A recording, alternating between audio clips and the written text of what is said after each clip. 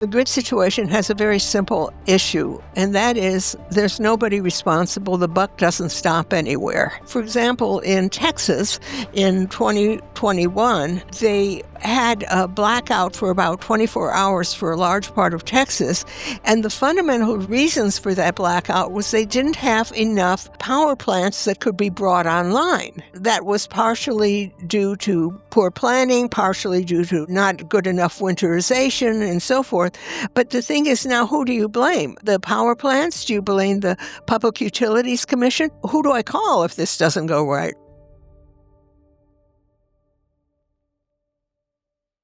Today I'm joined by energy analyst Meredith Angwin to discuss the fraying state of the United States electrical grid and the policy decisions behind this unfolding situation. As a working chemist, Meredith Angwin headed projects that lowered pollution and increased reliability on the electrical grid. She's an inventor with several patents and was one of the first women to be a project manager at the Electric Power Research Institute, where she led projects in renewable and nuclear energy. Meredith also served on the coordinating committee for the Consumer Liaison Group associated with her local grid operator, ISO New England. ISO NE, I'm not sure if that's New England or Northeast. She continues to study and take part in grid oversight, governance, and education, and is the author of the book, Shorting the Grid, The Hidden Fragility of Our Electric Grid. As many of you know, energy is a foundational topic of the Great Simplification podcast, but this is the first episode where we explore the effects of our policy and governance decisions on the reliability of the electric grids on which so many of us depend and take for granted. Meredith also unpacks the consequences of rising renewable penetration and natural gas electricity generation in the United States and what that means for grid stability. Ultimately, it's my belief that these issues will become only more pressing as resource pressures intensify in coming decades. Before we get into the episode, if you enjoy this podcast and would like to connect with other listeners, I invite you to join our new online community on Hylo.com, which we just launched in place of our Discord. Hylo, Hylo, serves as the digital commons for TGS listeners and is designed for pro-social and meaningful discussion where viewers from all over the world can connect online. You can find the link to join Hylo in the description of this episode. We hope to see you there. With that, please welcome Meredith Angwin. Meredith Angwin, welcome to the program. I'm so happy to be here, Nate. You're welcome. I have long been aware of you and your work, and I have a PhD in energy, specifically net energy analysis, but I actually know a fraction of what you know about what an electrical grid is and the stability and the reliability and all the details. And so I invited you to give us a electricity grid 101 primer for our viewers and what that can tell us about the broader future of electricity in the United States and beyond. So let's start with that. What exactly is the U.S. electricity grid, and how old is it, and where is it located, and how is it responsible for providing energy services throughout the United States? Give us a broad arc overview. Different parts of it are different ages. I mean, part of it started in like the 1890s and 1910 era. But most of the grid really got put into place in the 50s and 40s because before that, it was not everybody had electricity. As a matter of fact, LBJ Johnson campaigned in Texas on bringing electricity to the farm women so that they wouldn't have to work so very hard and they could be as pretty as their sisters in the towns. When was that? The 50s? No, that was a long time ago. He was just campaigning for being in the Congress or the Senate. He wasn't campaigning for president. Well, the point being is that we just assume that we've always had 24/7 electricity for all citizens, and that is not the case. No, it isn't the case. I mean, I remember I met a man here who's an engineer, and he's actually an engineer who builds dams and other parts of infrastructure. And he talked about how he was growing up in rural Vermont without electricity. Yeah. I mean, and so, obviously he's older than me, and I'm older, but I'm 80, and he was older. But I mean, in living memory, people didn't have electricity. Yeah. Yeah. It's really, I mean, just that is something that we take for granted. I read somewhere there are 60 devices in the average American home that are plugged in 24/7, drawing on electricity. We take that stuff for granted. And one of my core themes is energy blindness, and you're here today to dispel energy grid blindness. So keep going about the grid. Okay, so the grid grew, and one of the big ways it grew was in the early days was building dams, which were mostly done with government assistance and money, and so you had public power. So the West Coast still has more public power, especially the Northwest, and then of course you have the TVA. And anyway, then it really gets very complicated how it actually grew. So I'm going to just skip that because I just want you to know that it's not that hard to meet somebody who grew up in the United States and didn't have electricity if they lived in a rural area. Yeah.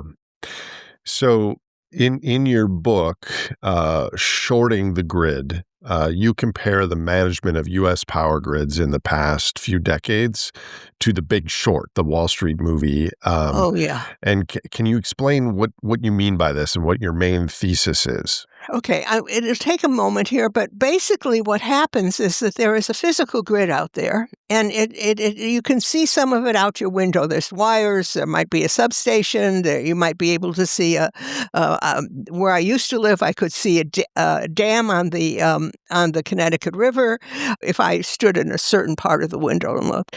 But anyway, that's the physical grid. And then there's the policy grid, which is how power plants get paid, how they get permitted, and so forth and so on. Now, what is going on currently is that we have sort of forgotten that there is a physical grid, and we're busy tweaking the policy grid all the time. So let me look at the policy grid for a moment, the way it used to be and the way it is now. The way it used to be is that let's say you had a company, let's say it was Consolidated Edison, okay, and it was responsible for power plants, transmission in its area, um, and it was responsible for distribution and sending bills and having guys who came out and repaired your wires. I mean, if after a storm, it was the whole ball of wax. And since it was the whole ball of wax, it couldn't be competing with somebody else. I mean, you're not going to have two sets of wires to your house. You're not going. So it was what's called a integrated utility. Integrated, that is soup to nuts. Generation making the power to the wire that leads to your house, and whether it's intact or not. Distribution wires. That's everything. And so it isn't going to be in competition. So what it was it had a rate of return. That is, if it invested money in building something, then the Public Utilities Commission for that area would say, okay, you have a 4% rate of return on the money you've invested. So it became a very good widows and orphans stock because it had a rate of return. And also, there was no particular reason not to invest. As a matter of fact, people would say, they're gold plating the grid because everything they build, they make more money on it. They build more than they need. They build fancier than they need. And so there was a feeling that this was inefficient. And so there became this idea that we would have to bring in the invisible hand of the market. And, this invisible hand would fix this problem. So that is when we went from cost of service, which is the pay for what we have to do and pay us a reasonable profit on it, to RTOs, regional transmission organizations, where the people the companies that own the power plants are not the companies that bring it to your not usually not the companies that bring the power to your house. So the power plant companies, they are competing with each other to be the one that brings it to your house. Well, these competitions are taken care of by auctions. They run every 5 minutes, and the rule is that the general rule is that the lowest price per kilowatt hour plant is the first one to be dispatched on the grid, and you keep having you add more expensive plants as the demand goes up, so that the overall grid cost would be low. But there's always this fun thing. It doesn't matter that the overall grid cost is low, because what happens is that when the most expensive plant goes online, all the other plants get the same payment. So the expensive plant goes online, and that, quote, sets the clearing price. And the clearing price is what everybody else gets, including the most expensive plant. So I know you're just at the beginning of this story, but I have to interrupt with some questions Please. because usually if I have questions, my viewers have them as well. How much of the cost of electricity, either in your region or in the United States, what percentage roughly is the generation, like the coal or natural gas or renewables, and how much is the transmission and all the other things getting it to where it is consumed? Basically, generation is generally less than half of the cost. Okay. But it depends on where you are and how expensive your generation is. So I don't want to get further into But that. half or less than half, roughly, it's not Yeah. 90% or something No, like not that. Yeah. 90%. I mean, think about it. Somebody is running a power plant and they're buying fuel for it, and they've got a staff on site. Okay, Right. fine. Meanwhile, there are linemen, there are substations, there are billing, there are customer service representatives. You've got this whole infrastructure that's separate from that power plant. Yeah. No, that makes sense. So, back in the day, the priority was to give energy services to citizens. And then what you're saying is this kind of switched to a profit objective where reliability to humans was no longer the primary objective. There was a profit motive embedded in the intermediary steps. Yes, and there was always a profit motive in the following sense, and that is that a if a utility, an integrated utility, messed up big time, and there was a major outage and they didn't get it fixed right or whatever, then they would be the local PUC, Public Utilities Commission for the state, would fine them. And Mm. or they would say, "Well, that was nice. We used to give you 4% profitability, but the rate you're going, we don't want to give you that. You're going to have 3.5%." So they wanted reliability for several reasons. First of all, they made a profit on what they built for reliability, and secondly, because the reliability put them in good standing with their Public Utility Commission, who set their rate of return. Yeah. So why is this dichotomy that you explain a risk? Why is this important? In my opinion, the grid situation has a very simple issue, and that is there's nobody responsible. The buck doesn't stop anywhere. And I consider that that is typical of many things that are happening in our country, where there are layers and layers of rules and exceptions to the rules and so forth that get piled on each other. And at the end, you don't know, well, who do I call if this doesn't go right? Oh, well, that's a complicated question there. Let's talk about either, you've moved from Vermont to New Jersey, I believe, but we could talk Yes. about Vermont just because you're familiar with it. Yes. If there's a super cold winter and there's some energy flows that don't happen, I got my PhD in Burlington, so I know that community well. If all of a sudden there's a brownout or a blackout in the middle of winter in Vermont, like who is to blame, and what's the hierarchy of the buck doesn't stop here, let's kick it up to a higher level? Does the national government get involved at some point, or who are the players? Oh, that's a good question. Well, let's start with the local players. If it depends on why the blackout happens. So, for example, if there's an ice storm, then the local utilities are the ones who are running the distribution system, and they're the ones who are responsible for getting the power back to the houses. In that sense, there is a clear demarcation of what happened. The question is, for example, in Texas in 2021, in this February, they had a blackout for about 24 hours for a large part of Texas, and the fundamental reasons for that blackout was they didn't have enough power plants that could be brought online.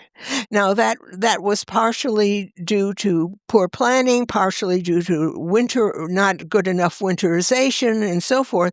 But the thing is, now, who do you blame? The power plants? Do you blame the Public Utilities Commission? You see, the thing is, let's say I own a bunch of power plants. Nobody can force me to build another power plant just because the state might need it. So the only reason you would build one is if you were economically incentivized to do so, and the profit Exactly. opportunity was large enough. Right. That's right. And so basically, one of the other things is that I didn't talk much about the auctions, but let's remember there's this clearing price, and power plants in general, and there's a lot of questions about this, they get paid the clearing price.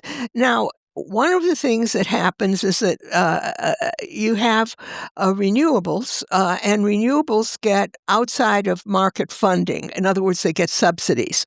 So most of the renewable subsidies go on the basis of how many kilowatt hours they put on the grid. So they really want to put kilowatt hours on the grid. I mean, which is good. I mean, that's a great incentive. The trouble is that they're so willing to put kilowatt hours on the grid that they don't need to be paid for them because they get the subsidies when they put the kilowatt hours on the grid. So they don't need, they obviously they need to be paid. Everybody has to be paid. But the thing is that in general, if I have a coal-fired plant, say, my main income will be from selling kilowatt hours to the grid. But if I have a wind turbine, part of my income will be selling kilowatt hours to grid. Another part will be selling renewable energy certificates to utilities. Another part will be subsidies like production tax credits. So pretty soon, I can look at all this and say, well, I still get two of these things, that is the production tax credits and the renewable energy certificate payments, even if I don't get paid by the grid. Okay, I'm bidding in at zero. I'll be chosen because the auction doesn't care about your other sources of funding. It just cares what you're bidding in. I actually did write one of my PhD papers on this topic, that the more we add intermittent renewable sources, the higher the standard deviation of return is. And what ends up happening is baseload companies like coal or nuclear or natural gas get penalized because they had a pro forma when they were built that they would be running at 70% capacity over 20 years or whatever. But if all of a sudden the market is flooded with renewable and they have to turn their plant off or, mothball it for a little time or whatever, that ends up making them not profitable. What do you have to say about that? Oh, that is absolutely the case. It is absolutely the case. Running a baseload plant intermittently makes it less profitable because, after all, a baseload plant is usually a heavy investment in the capital to build the plant, and so not running it, you still have to pay for whatever you need to pay for the capital. You have to pay maintenance, you have to pay interest, you have to pay taxes on the fact you've got you're the biggest thing in town, and so when the school board wants some more money, you're going to be coming up with the bulk of it. That's kind of what happens. So what are the big risks here? And we'll backfill some of the things on auctions and other points, but like what should we be concerned about? Quite a lot I can think of, but I want you to give us a couple 3 points of what should people be concerned about with the current electrical grid situation. Let's just talk about the United States for now. Okay, you should be concerned about the resource adequacy.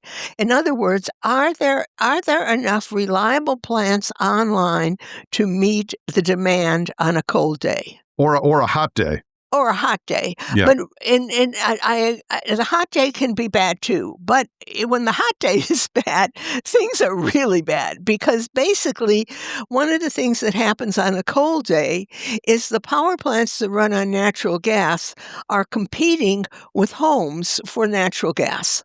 So basically, the power plants are actually lower in the line than the homes are. Why is that? Is that a government restriction or policy or something? It's sort of a restriction, but it's also the part of it is that people don't want people freezing to death in their houses, Right. and they figure a big power plant can take care of itself. It Okay. can buy some diesel oil, and many Right. plants are dual fuel. They can use natural gas or diesel.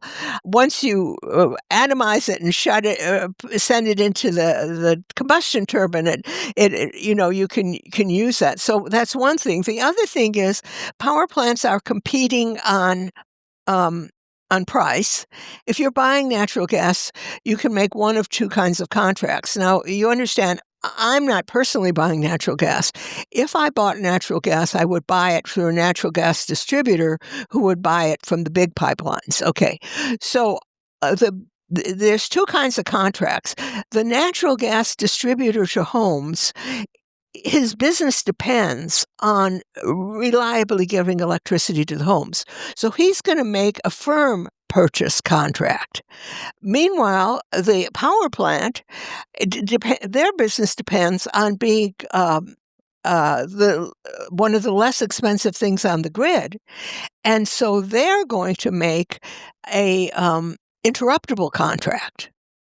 So and the interruptible contract will be cheaper per whatever unit of gas, than the firm contract.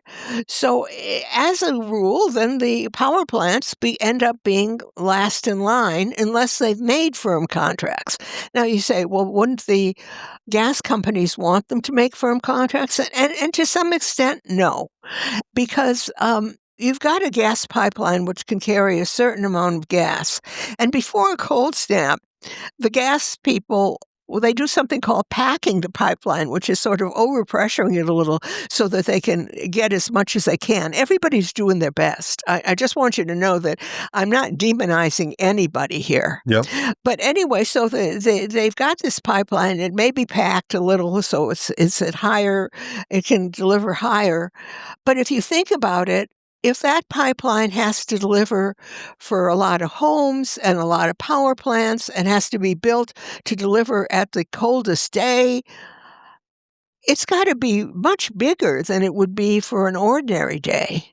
You see, my analogy is, do we build a freeway big enough to take a football game letting out at rush hour with no congestion happening?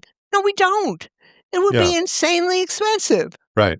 So it turns out that the intermittents, they get to be having the power. The gas company with the big pipeline says, it's really cold out. We've got a lot of demand from our retail house companies that supply houses, and we're not going to be able to get you as much. So the first risk that you outlined is resource adequacy. Do you want to say more on that, or what are the other risks? I think that resource adequacy is the major risk. Well, it isn't the only risk, but By resource adequacy, do you also include natural gas depletion and things like that? Like there won't be enough gas to buy at it? I don't. Okay. I mean, Okay. I have a very short time frame view of all this stuff. Okay. I mean, you have to understand that the energy auctions run every 5 minutes. So if I have a 3-month timeline, I'm doing great. Is that all computerized, or are there people actually like, yes, I decide to buy this at this price, or is it all algorithms? It's pretty much all algorithms. On the other hand, it can't be all algorithms because the dispatchers, the people who are running the dispatch system and the grid itself, they have to know what's going on. Let me give you an example of this. The first time I visited ISO New England, it's a huge control room with a huge wall with all the different substations and power plants and major power lines and 6 different desks dealing with it and stuff. And then at the 2 ends of the room were TV shows. I thought, what the heck, do they have time? No, what they're doing is they're watching the weather. They're watching whether there are police actions somewhere that could affect the grid. You can't just have an algorithm cannot watch a TV show Not and yet. notice. So when you say resource adequacy, you mean like in the next auction, in the next few months, if there's a cold spell or a hot spell, Right. do we have the ability to spin up the appropriate mix of electricity generation to get the amount of electricity to the homes and businesses that demand it? Yes, that is what resource adequacy is. And of course, when you really get down into it, you've got a lot of issues that are not strictly resource adequacy. Like, for example, if we're turning on every gas-fired plant in the northeast of our state, do we have enough? And the problems are in the northwest of our state. Do we have enough transmission? There's a lot of other questions. So, how many of these regional utility commissions are there? You mentioned the TVA, the Tennessee Valley Authority. Like, how many grids are there in the United States? Oh, I'm sorry, I don't know that one. Okay. I would That's okay. say that I love it. I love it when people say, I don't know. Thank you. Because, I mean, they're different sizes, I mean, for example, there could be a municipal utility in Utah that serves 2,000 people. Okay. And it's not connected to some larger grid. No, it would be. It would be. Okay. It would be. I mean, if you want to know about the largest grids, I would say there are 3 of them: the Eastern Interconnect, the Western Interconnect, and Texas. Those are the 3 large grids. I can answer that question. So, how concerned should we be about the age of both the generation and the transmission infrastructure in the United States? I would be really concerned. I would also say that one of the problems is that they don't, especially in the RTO system, there's no particularly good way to be paid to do maintenance. remember that they're just competing on the cost of producing the next kilowatt hour. So I didn't think about this when I invited you, but in researching your book and your work, I've had this nagging suspicion and realization. What if let's start from scratch. Let's go back 50 years, knowing what you know now.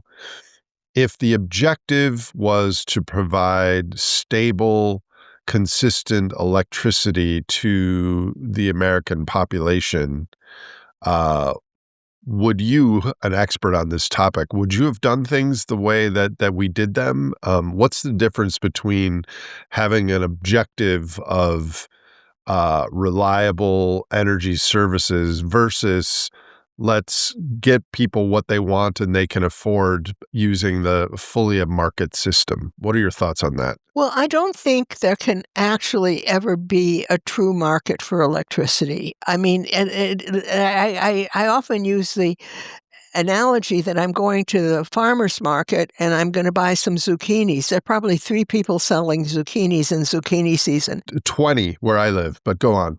Yeah, and if you're in Vermont and you leave your car unlocked, you're likely to get zucchinis in the back seat, which actually happened to me one time. I thought it was just an urban legend or a rural legend, but there it was. It didn't happen a lot, but there's a competition, and even if you're looking at, well, I buy my zucchinis at the local grocery store, the produce manager there is is trying to get the best deal for his store. So what I'm saying is there's a competition, but that means that the suppliers are to some extent interchangeable. One zucchini looks like another, and that also there are a lot of them. But even though one electron looks like another, uh, the way different power plants act on the grid is not interchangeable. If you have an intermittent plant, such as a wind turbine, then you can't expect it to do things such as a baseload plant has. Now, people go and say, oh, baseload, that's your grandfather's grid. No, it isn't. It's no more your grandfather's grid than trucks and trains are your grandfather's way of transporting goods. People don't understand that you can build something which is going to be inexpensive to run very steadily, but probably expensive to be flexible. Or you can build something that's flexible, but it probably will be expensive to run steadily. My analogy is, let's say you have a semi and it's got a lot of stuff in it and it's moving along the highway. Can it accelerate and decelerate fast? No. Can it stop fast? No. Is it flexible? No. But on the other hand, are you planning to run everything by the most flexible thing you have? Would you like to run everything with sports cars? Is everything going to be transported through sports cars?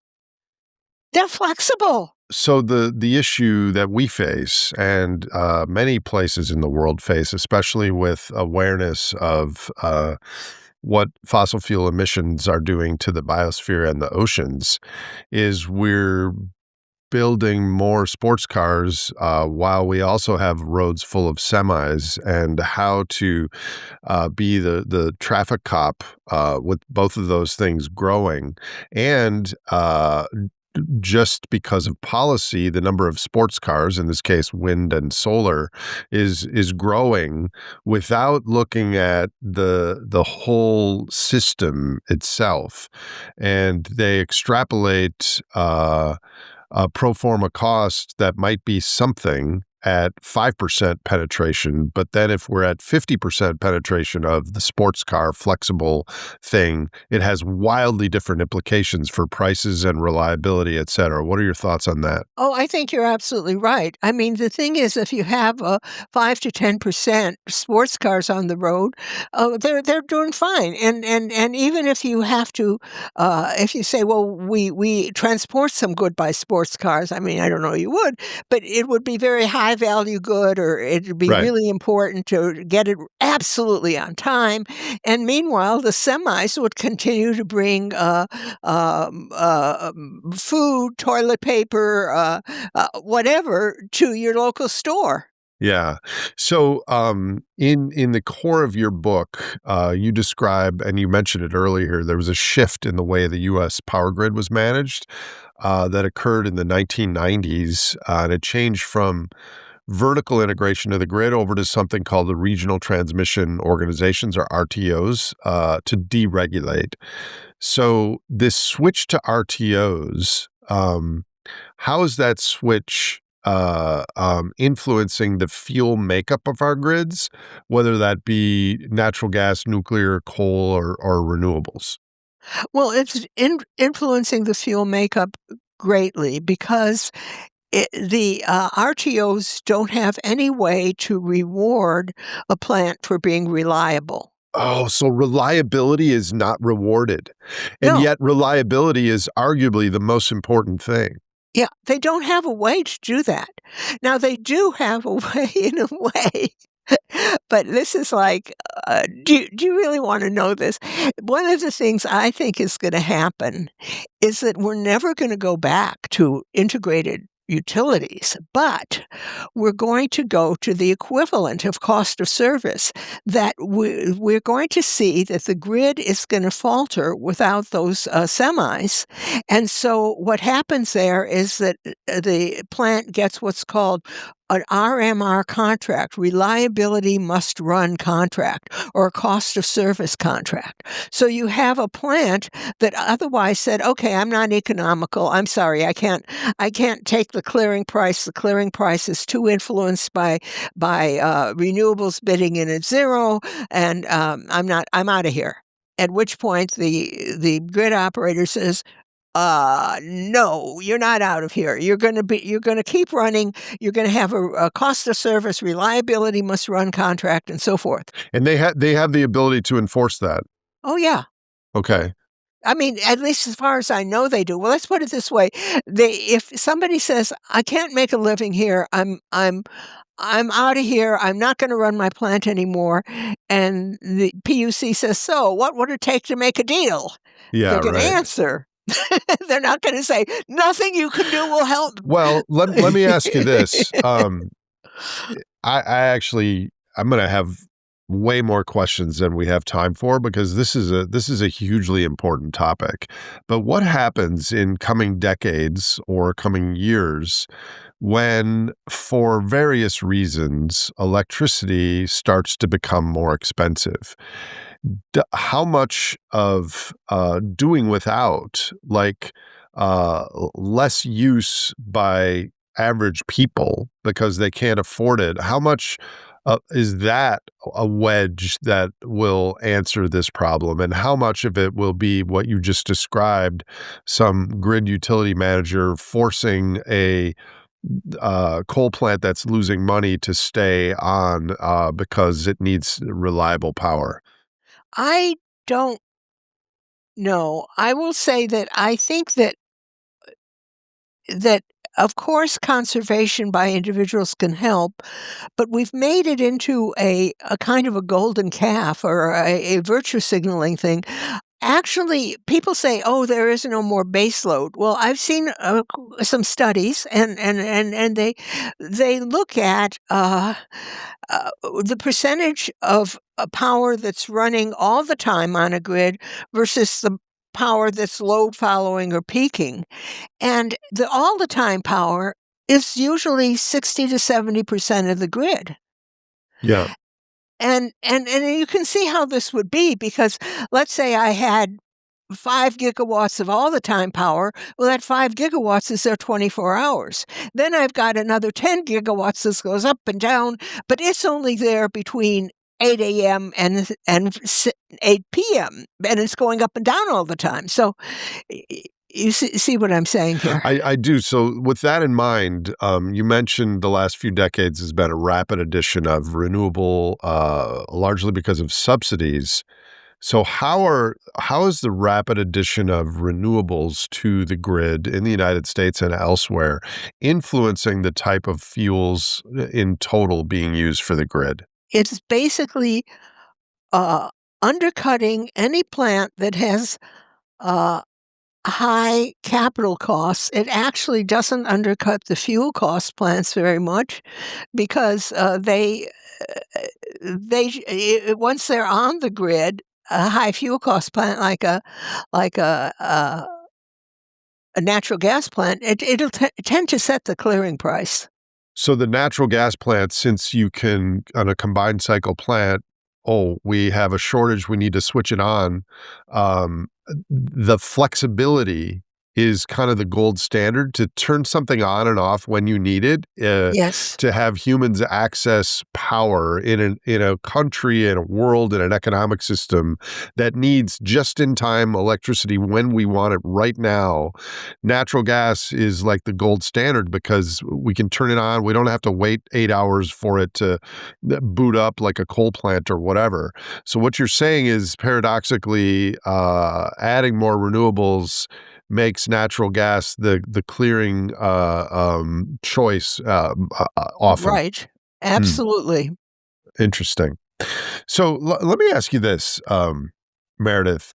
There's a common meme, especially in environmental circles, that renewables, solar, wind, et cetera, are the cheapest electricity available to us and quickly outcompeting all forms of energy. Is this true?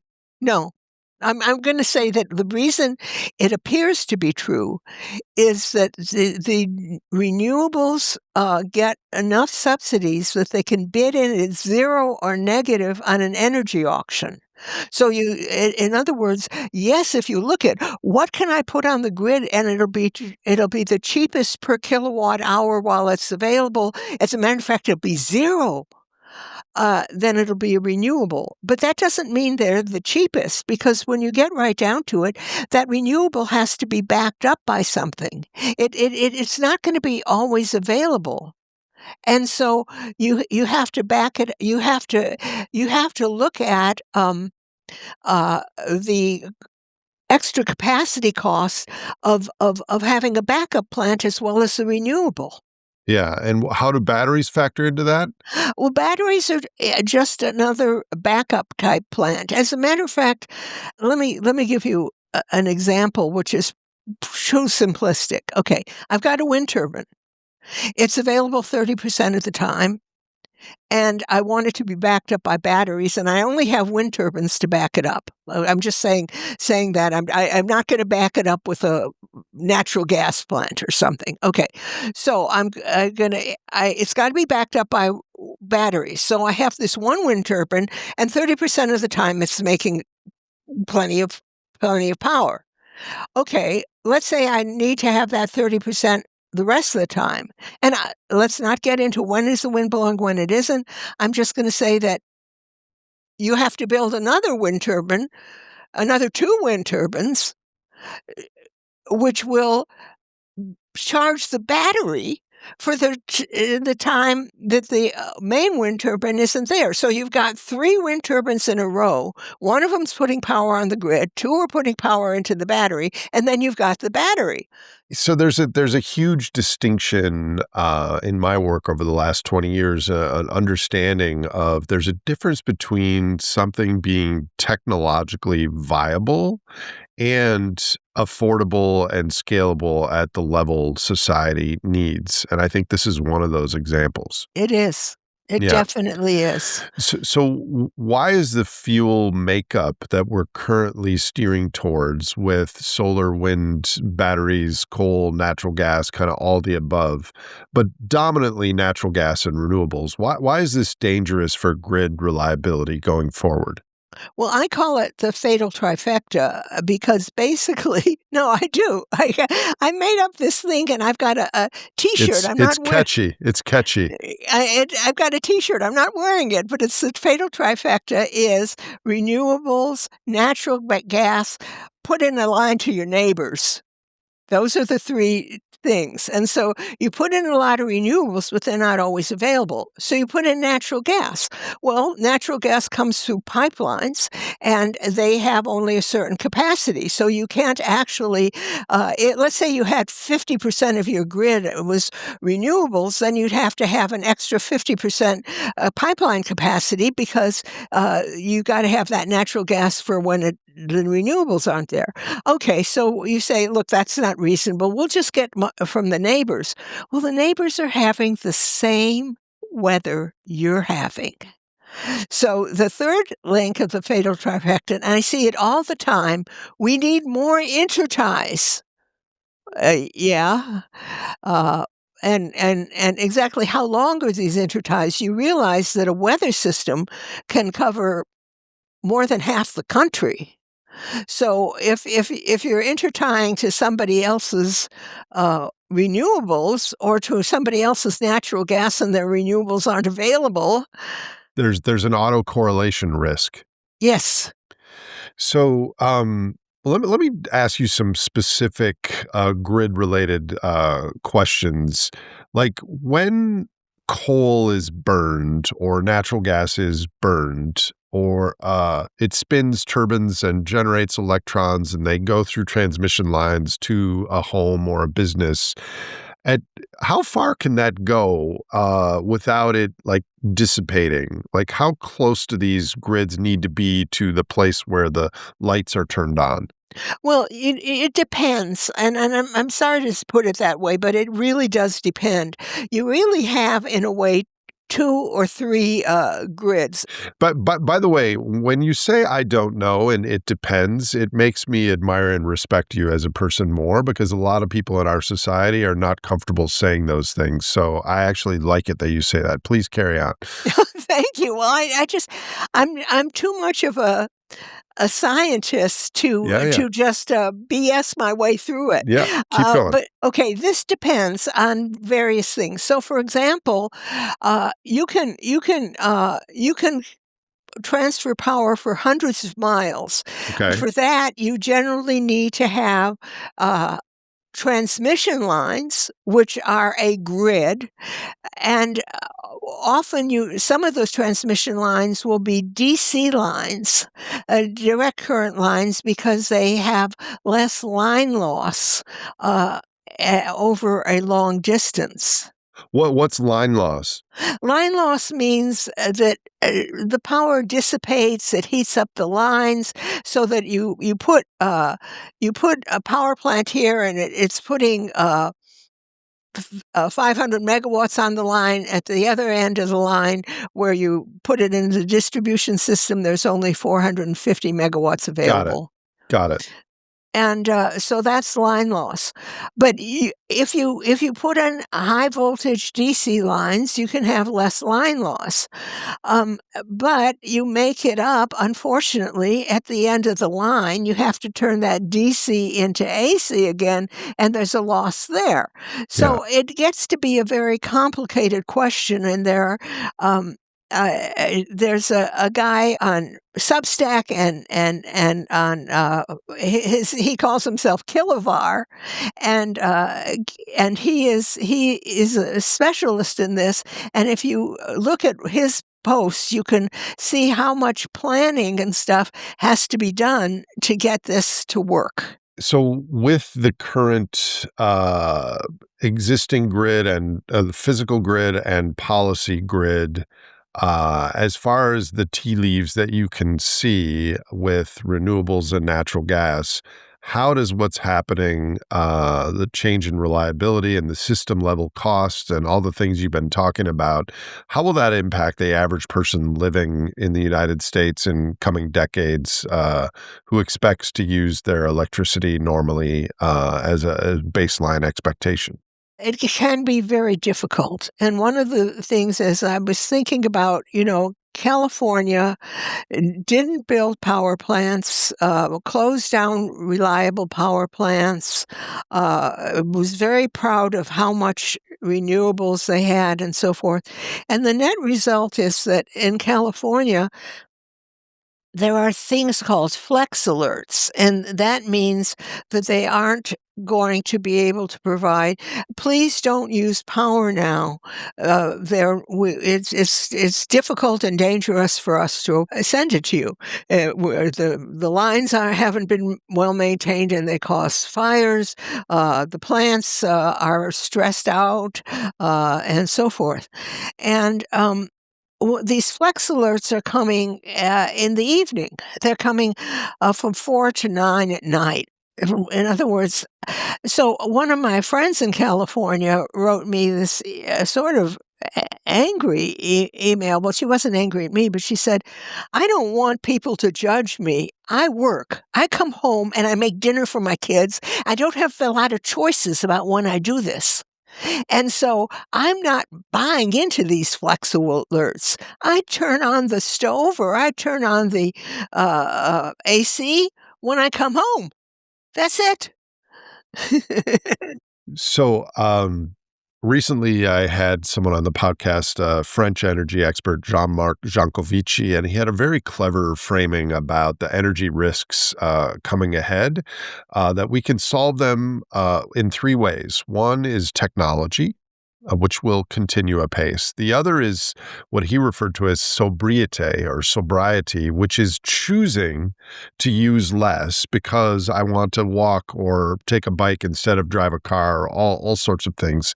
And the third is poverty, which is we're going to have to use less because it's going to be not available or we're going to be forced to, policy or lack of availability. And I think that rhymes with what you're saying about our grid situation. There may be some tech fixes, but there also may have to be, we have to choose to use less. And a lot of us aren't going to do that. And so the electricity poverty, the third choice, is going to be brownouts and blackouts at some point in some locations, increasingly more locations in our country. What are your thoughts on that? I think it's very likely and very sad. And I also want to say that, you know, a a lot of things that we consider, um, well, sort of luxurious. Okay, so let's say a car is luxurious, you should have a bicycle. Well, I remember when Stephen Chu was the Secretary of Energy, and he was famous for going around on his bicycle. And someone interviewed me and interviewed him and said, "Does everybody in your family have a bicycle?" And he said, "No, my wife has a car because she has to drop off the kids and pick up the groceries." And well, gosh, so who's the noble person in this family? I just wonder if you have a good answer for that one. I don't think nobility is going to be the issue, with all the purity contests and everything. I think we have come to massively depend on these invisible energy services. And in the process, we've become literally addicted to all the things that they provide, social media and Facebook and comfort controls and just in time, yummy things that are transported and kept cold. And I think people are going to want energy reliability at a cheap price. Many of us, most of us, and the noble simplify first and beat the rush crowd will be a minority. So I mean, there is There is the oil depletion story, which is liquid fuels and peak oil and things like that. But there's also an electricity availability problem, which is going to be made worse. And we haven't talked about this with the data centers and huge hunger for electricity from artificial intelligence. So I actually do think that in the next decade, there will be variously either people doing without temporarily or for longer periods of time. And I don't know what to do about this. So based on what we've discussed here, how fragile is the U.S. electricity grid really? And are there certain regions of the country that are more fragile than others?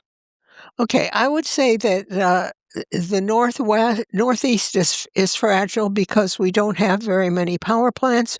We don't have a lot of sunshine. We basically we're importing from Canada. But if you read my Substack recently, I'm discovering that the northern countries have traditionally had a lot of electricity and exported it, but they're getting a little cranky about that. Because exporting the electricity raises the cost and lessens the availability for their own citizens. And a lot of them are thinking, we could not export electricity and we could have the manufacturers come to us and build their plants here and have more employment and a richer country. So in theory, there's huge amounts of hydro in Ontario and Quebec. Is there a significant line loss from exporting that over the border, or is it a capacity issue that they want that electricity for their own citizens, et cetera? I can't truly answer that, but I don't think it's significant line loss because they use DC interties. Right. Okay, so the Northeast, where else? The Northwest has traditionally had cheap and abundant power Because of hydro, a lot. because of hydro, but they're not building dams anymore, and their power has become too expensive for their traditional, uh well, they did a lot of aluminum smelting, which is very high energy, electricity use, and they're not competitive then in that anymore. But, the and to some extent, the dams in the Northwest, which basically went in as work projects in the Depression, also, beat Hitler, because we could build airplanes, because we had all this energy to make aluminum, and so to some extent, they were very important, in the history of the world. But now they're not new ones. The population has grown, and being able to compete in certain areas like making aluminum is gone away, which is actually very bad for America's sovereignty.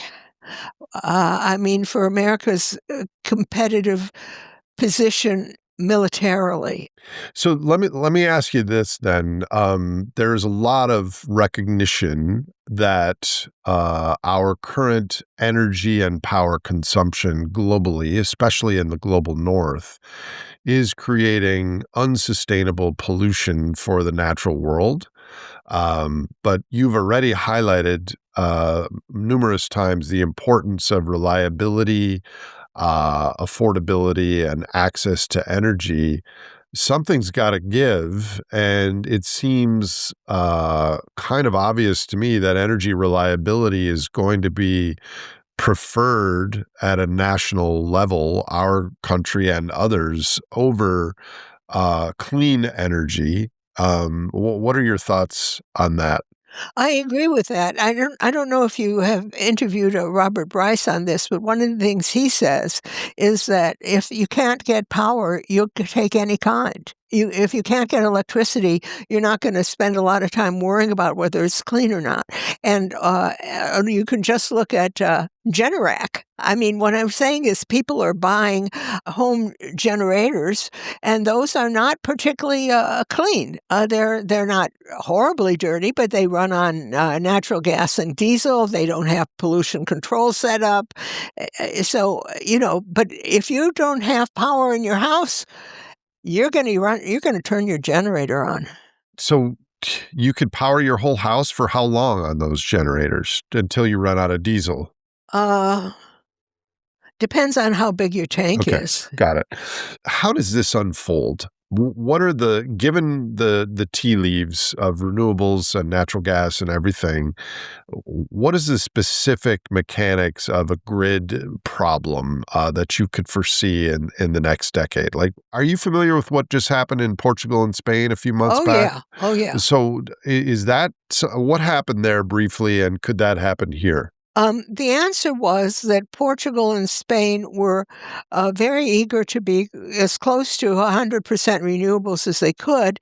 And actually, renewables have other problems than intermittency. One of the problems is that they don't have, they can't ride through faults easily. I don't know how to say.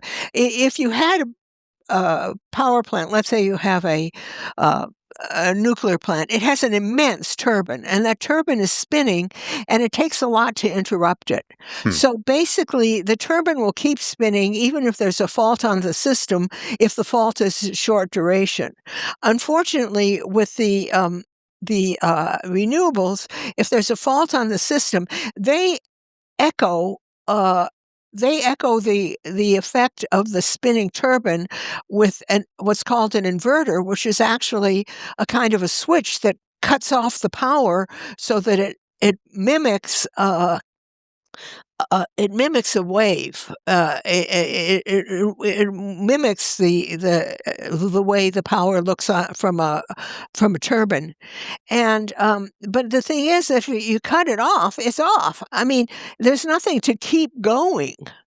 There's no big piece of metal, to keep going. So basically, we're going to have to really think about renewables and backing them up.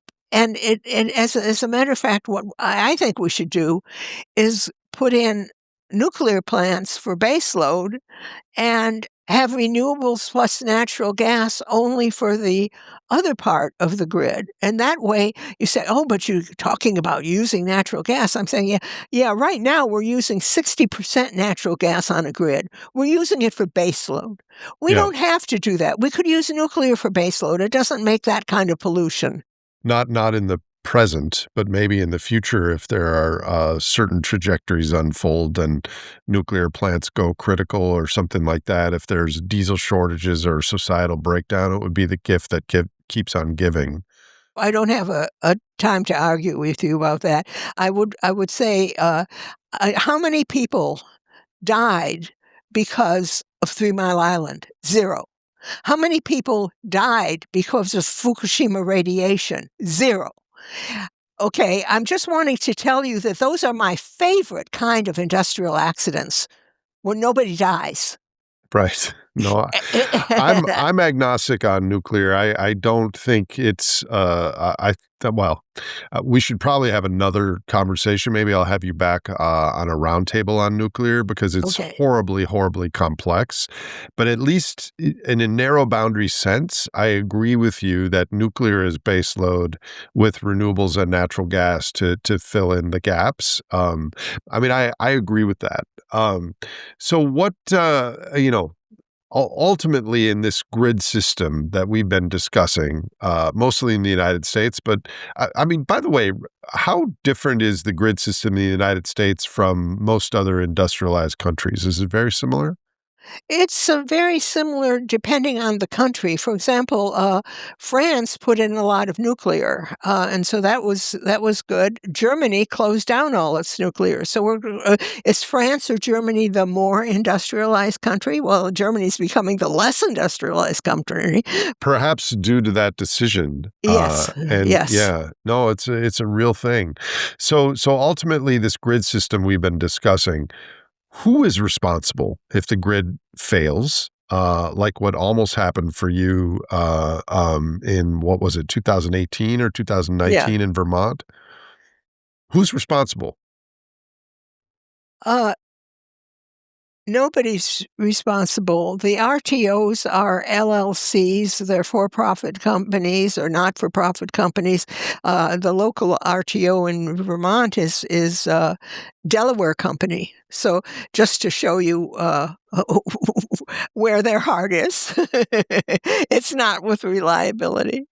So, because the natural human tendency when something goes wrong is to look for who to blame. And it seems like there's this labyrinthine, complex, for profit at different layers system that has worked in a Rube Goldberg machine sort of way to get us to this point. But it's not clear what to do going forward.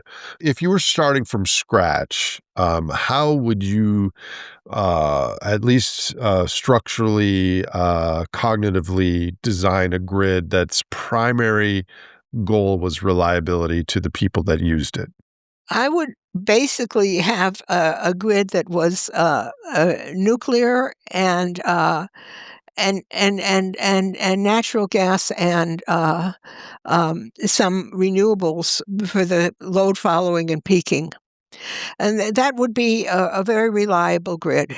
One of the things about renewables, which I don't like, and people get mad at me for saying this, is they have a sort of common mode failure thing. So, for example, if you say, "Oh, but nuclear plants go offline and they're very big," and I'm like, "Yes, but only one at a time." They have their individual problems and it can go offline. They're things made by humans, and nothing made by humans is infallible.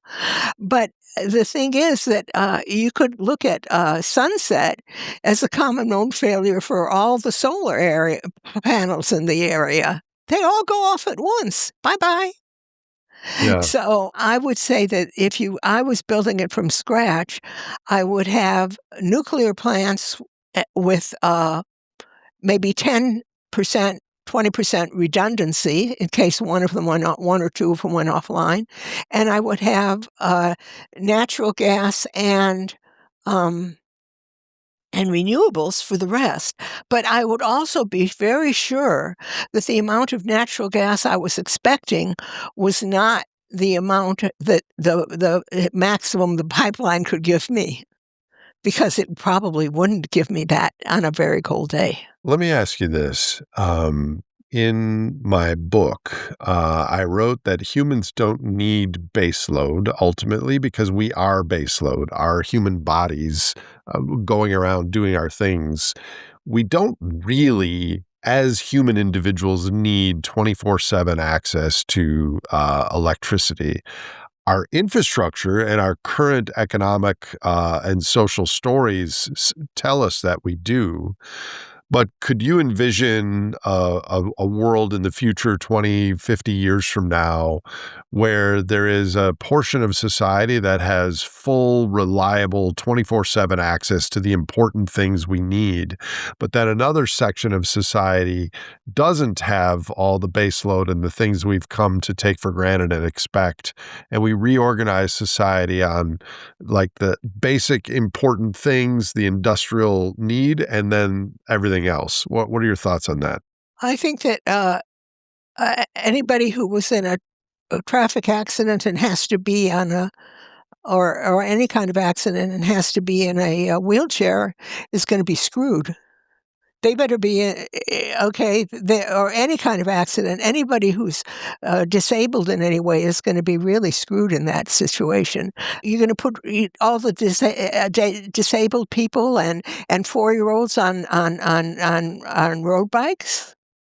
I'm going to say that everyday life for people in America is as safe and comfortable as it has ever been for anybody in in the world over history.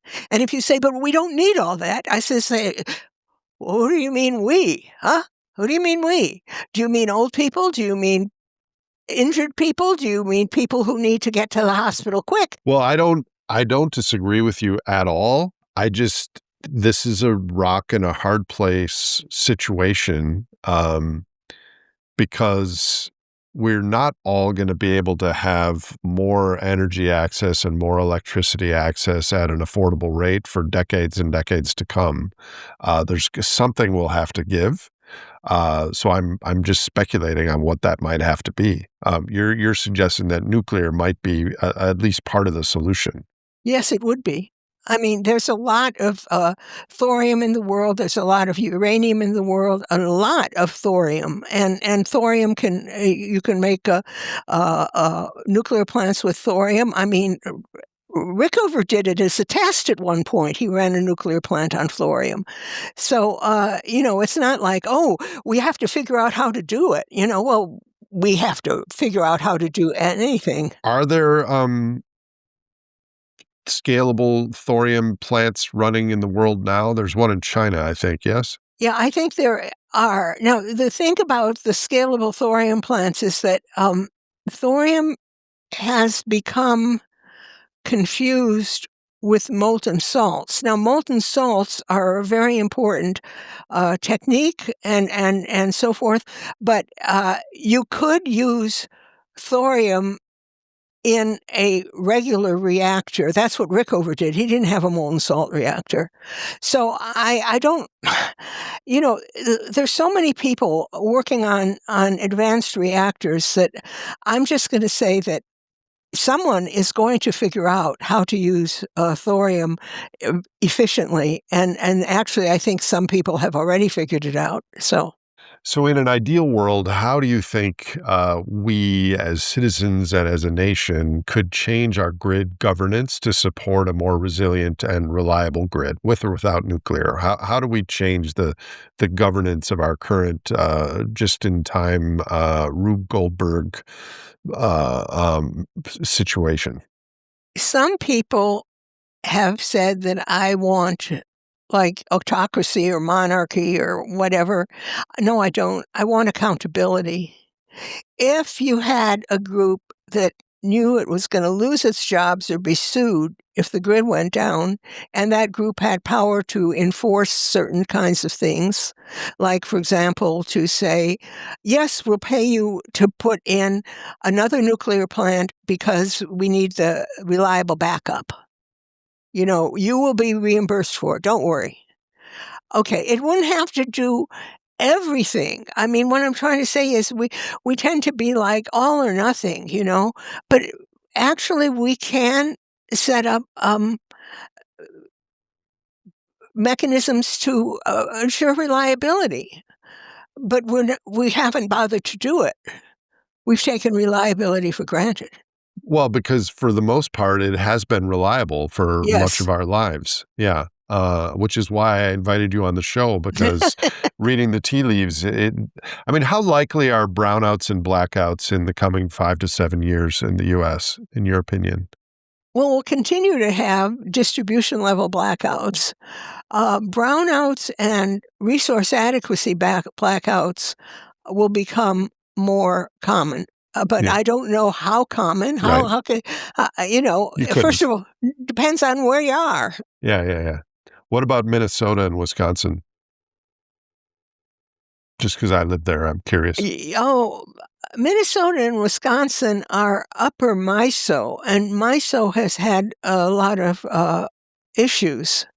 But I think MISO can get its act together and not have as serious a problems as, for example, ERCOT keeps having. Why is ERCOT having so many problems? Okay, ERCOT has problems for 3 related reasons. The first one is it made a decision way back when to not be fully connected to other grids because it didn't want federal interference with its grid.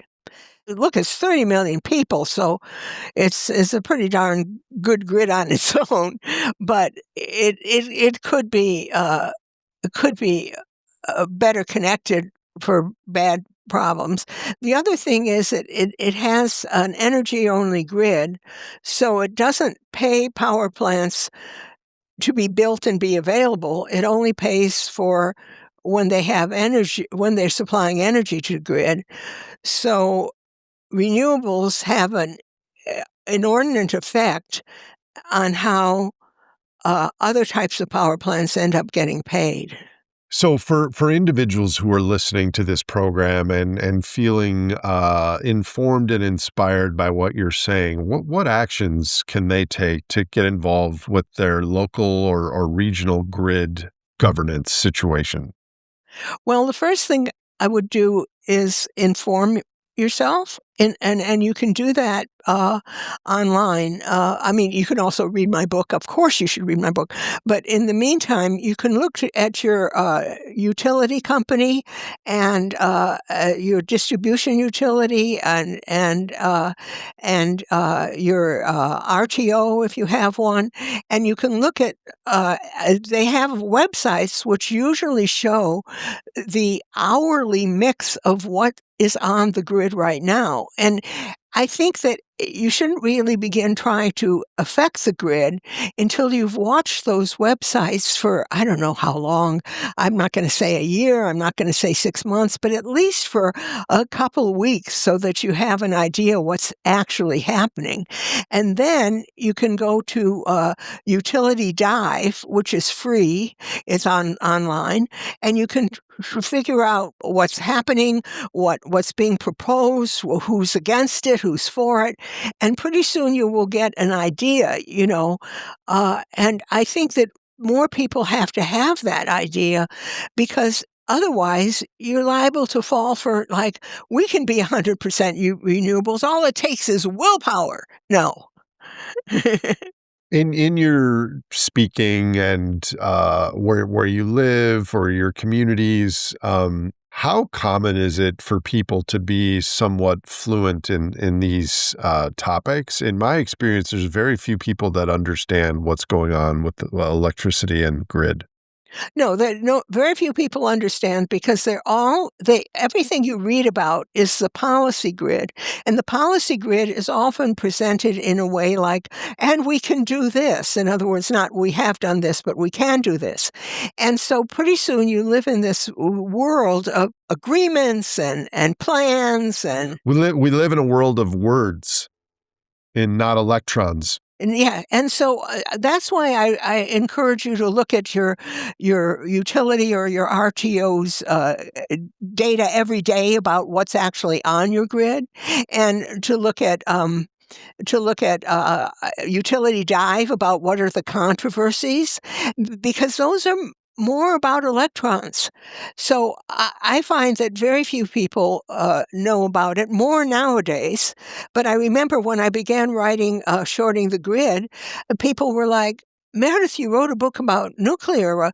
What's with the grid stuff? I mean, that's just sort of standard stuff, And I'm like, no, you have no idea. Well, hopefully they have a little bit more idea after this conversation. What are you just generally most concerned about in the future, and what are you most hopeful about? I'm most concerned about people acting as if words are actual actions. I mean, I really feel that pretty soon you're in Orwell's 1984 or Politics in the English Language or something. I mean, it can be really, really pretty scary. Which is why I have this podcast, by the way, because I agree that humans respond to words, but we can say a million times more sentences that are practical in the real world of electrons, et cetera. So we agree on that point. Please continue. As one of my friends said, when all is said and done, there's a lot more said than done. That's true. And Yeah. what are you most hopeful about?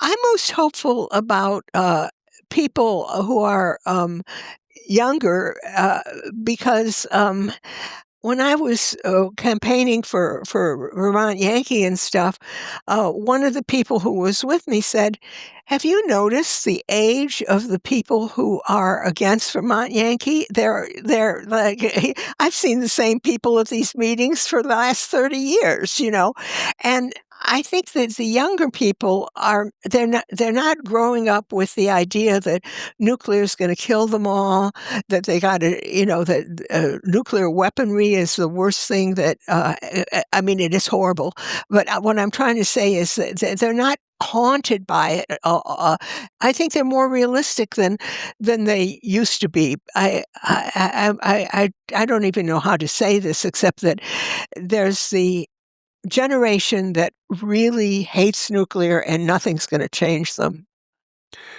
So, in your 80 years on this blue green earth, I'm sure you've accumulated a vast amount of wisdom. What sort of just advice, in your experience, do you have for people alive during these times with all the perceived and real crises and challenges that our culture faces?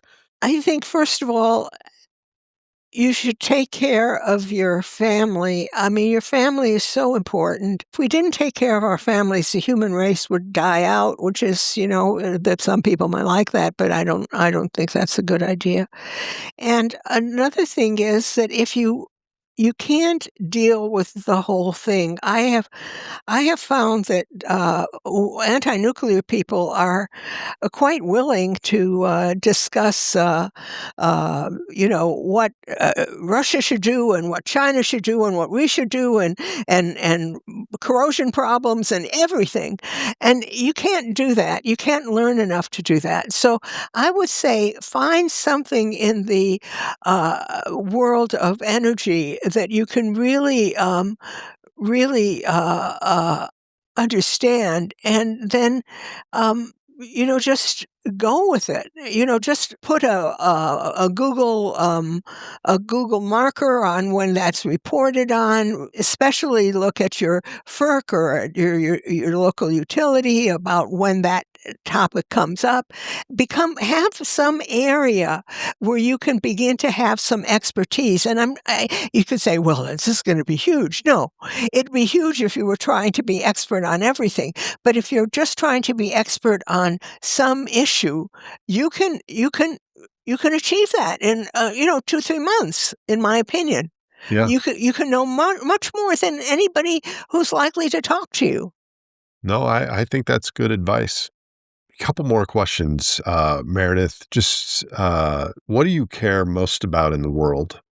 I care most about my family. I'm not ashamed of that. You Why should I shouldn't be be. ashamed? I mean, I have 2 kids and 4 grandkids, and I've been married for umpteen years, as a matter of fact, decades. And I care mostly about them and the world they have, especially the grandkids. And what is alive for you right now in your quick, curious, research, electron linked mind? What are the questions that are most interesting to you right now? I tend to get very down in the weeds, but one of the things I've been trying to figure out is wind turbines. They turn at whatever speed the wind is going. Then they turn that uh, AC power, which is totally not connected to the grid, into DC power, and then they use an inverter, which is a kind of chopper, to turn that into AC power. So it goes AC with no relationship to the grid, DC with no relationship to the grid, AC with relationship to the grid, so you can put it on the grid. And then I was writing about this, and someone wrote me and said, "Oh, they're doing uh, dual dual converter things with modern uh, wind turbines." And so I began looking into it, and where I was reading, it said, "No, they tried that, and they're not doing that much anymore." But then I don't know if that's true. So I would like to really get into, because wind is huge in some areas. It's huge in Texas. It's huge in Iowa, and if wind turbines can be better adapted to the grid, that would be a great thing. I mean, I'm pro renewable, but I'm basically pro electricity. Yeah. Yeah, you're pro-reality. Yeah. Yeah. So this has been very informative for me, and I'm sure for viewers. Thank you for your continued curiosity and diligence on the topic of electricity. Do you have any closing comments for people watching, listening, who understand and agree with what you've laid out here today? I am grateful for what a good life I've led compared to the life that my grandparents led. And I just want to say that we should not be ashamed of defending that life. We're not trying to hurt people. We're trying to give our children the opportunity to live a life with choices. My grandparents had very few choices. Thank you very much, Meredith, and great to spend time with you, and look forward to your Substack and future insights and scholarship. Thank you very much. Thank you for inviting me, Nate. If you enjoyed or learned from this episode of The Great Simplification, please follow us on your favorite podcast platform. You can also visit thegreatsimplification.com for references and show notes from today's conversation. And to connect with fellow listeners of this podcast, check out our Discord channel. This show is hosted by me, Nate Hagens, edited by No Troublemakers Media, and produced by Misty Stinnett, Leslie Batlutz, Brady Hyen, and Lizzie Siriani.